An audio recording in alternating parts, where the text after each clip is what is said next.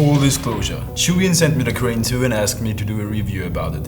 I'm still gonna be 100% honest with you guys. I'm gonna tell you where this gimbal is good at and where it sucks. One thing Zhiyun did not know is that I've already been using the Crane 2 for half a year. So I'm gonna tell you about my experience and how I use the Crane 2.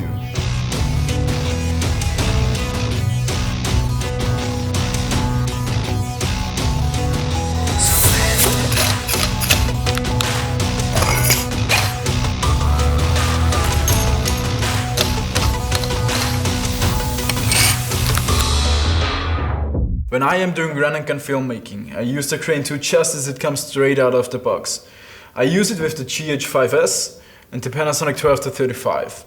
For me, it's extremely important that this setup is as light as possible and as small as possible. So this actually is the GH4 because I have the GH5s over there filming me. What I really like about the Crane 2 is that you don't always have to balance your camera perfectly. So I can use my zoom lenses with it.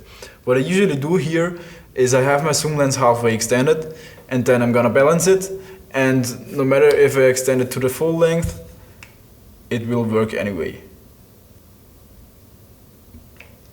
You see this? Smooth as fuck.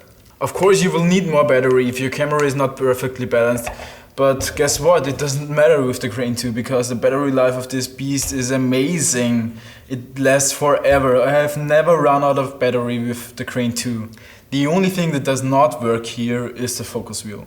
The focus wheel only works with Canon cameras, but not with Panasonic or Sony cameras. So what I usually do here is I either use the manual focus or the autofocus. So the moment you use the manual focus, you will of course get a bit of a jitter, but at least the crane continues working and doesn't break down. With Panasonic's most recent update for the GH5s and the GH5, the autofocus becomes somewhat usable. It's not perfect, but it's usable.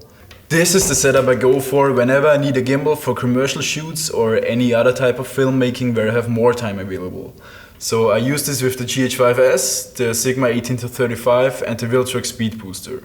I also use this dual handle grip here, which I absolutely love in combination with the Crane 2 because it feels like I can get even more stable shots, it's smoother, and I can also attach different accessories to it.